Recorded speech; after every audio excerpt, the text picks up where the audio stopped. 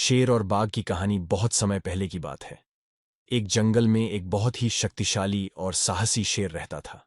उसका नाम सिंहासन था। वह जंगल का हकदार था और उसे अपनी सुल्तानत का गर्व था। वहां के जंगल में एक और शेर होता था जिसका नाम वीरबल था। वीरबल भी बहुत शक्तिशाली था, लेकिन उसकी आत्मा में एक अलग बात थी। वह सबको समझने और मदद करने का दृष्टिकोण रखता था। एक दिन दोनों शेर एक बाघ के साथ मिले। बाघ का नाम भीलू था। भीलू शर्मीला और मिलनसार था। वह सिर्फ अपने जंगल की खूबसूरती का आनंद लेता था।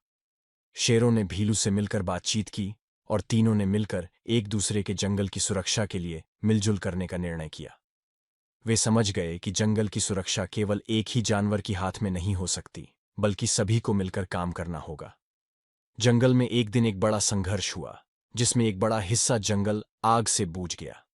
इस आपदा के समय सिंहासन, वीरबल और भीलू ने मिलकर एक दूसरे की मदद की। उन्होंने एक समर्थ समूह बनाया और मिलकर आग को बुझाया।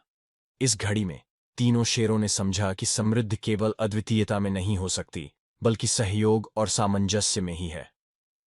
वे तीनों मिलकर जंगल को एक और सुरक्षित और सशक्त स्थान बनाने का संकल्प लेकर आगे बढ़े। इस कहानी से हमें यह सीखने को मिलता है कि विभिन्न प्रजातियों के बीच में भी मिलजुल करके ही सफलता हो सकती है। ये बताती है कि साहस और सहयोग से ही हर कठिनाई को पार किया जा सकता है।